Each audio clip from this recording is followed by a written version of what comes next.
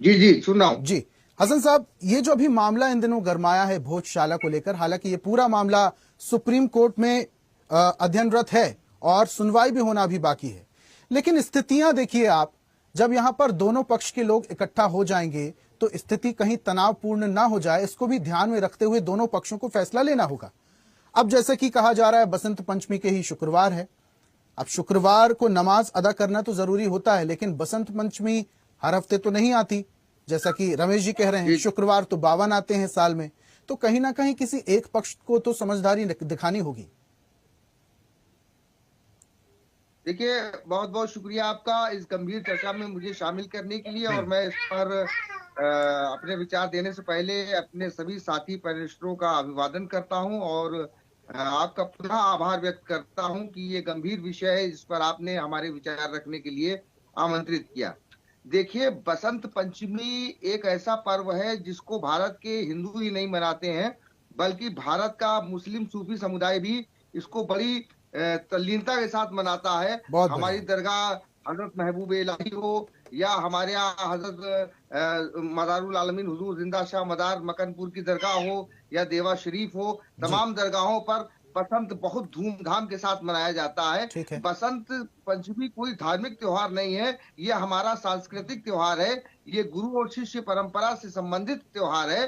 तो इस पर किसी भी प्रकार का विवाद होता है, जहां तक अभी मैं थोड़ी सी मैं चर्चा सुन पाया, तो उसमें ये बात सही है कि दोनों पक्षों को इसके विषय में उदारता दिखानी होगी। अभी कुछ दिनों पहले, कुछ साल पहले होली और जुमा एक दिन पड़ा था, तो बड़ा विवाद की बात आ गई थी। तो जुमे की नमाज का टाइम 1 घंटे बढ़ा दिया गया और होली खेलने का टाइम 1 घंटे कम कर दिया गया। तो कोई टकराव नहीं हुआ, पूरे देश में आराम के साथ मनाई गई। देखिए, बात यहाँ पर सिर्फ इतनी है कि अगर हम अपना दिल बड़ा करेंगे और इस मुद्दे को वहां के स्थानीय लोगों पर छोड़ देंगे, तो जाहिर सी बात है इसका पूरा बेहतरीन समाधान निकल आएगा।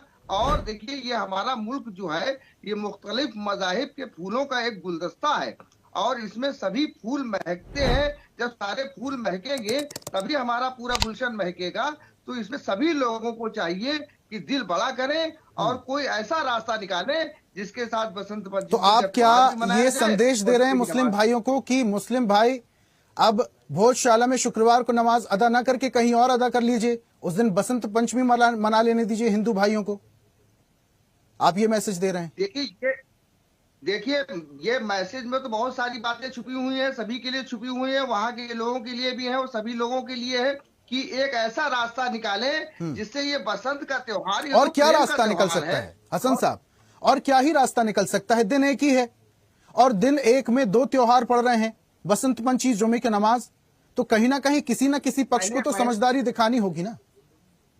मैंने मैंने बिल्कुल किसी न किसी पक्ष को बिल्कुल समझदारी दिखानी पड़ेगी। और मैंने एक एग्जांपल दिया है, एक उदाहरण दिया है कि अभी 2 साल पहले जुमा का दिन और होली का दिन एक साथ पड़ा था, तो 1 घंटा उन्होंने जो है जुमे का टाइमिंग आगे बढ़ा दिया। अगर कहीं 1 बजे की नमाज होती है तो उन्होंने 2 बजे कर दिया, 3 बजे कर दिया।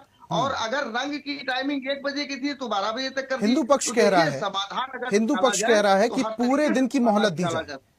हिंदू पक्ष का कहना है कि पूरे दिन की मोहलत दी जाए पूजा करने के लिए।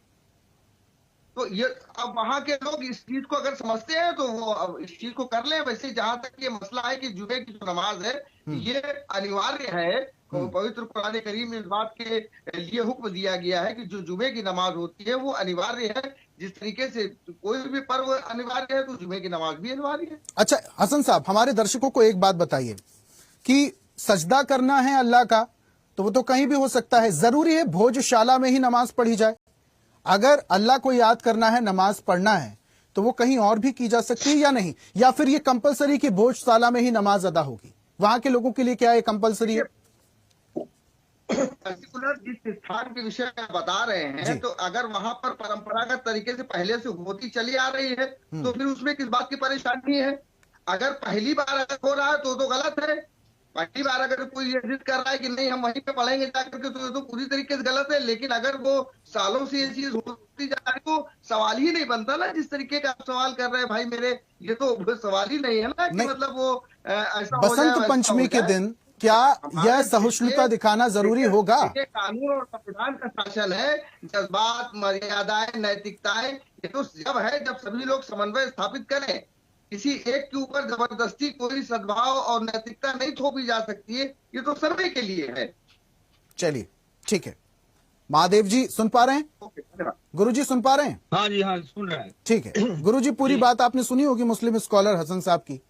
वो ये भी कह रहे हैं कि दोनों पक्षों को बैठ के बातचीत करना होगा, टाइम भी डिसाइड हो सकता है। अच्छा। जैसे कि पिछली बार हुआ था होली और जुमे की नमाज को लेकर, होली का टाइम जो था वो घटा दिया गया था, जुमे की नमाज का जो टाइम था उसे थोड़ा बढ़ा दिया गया था, कंपैटिबिलिटी बन गई थी।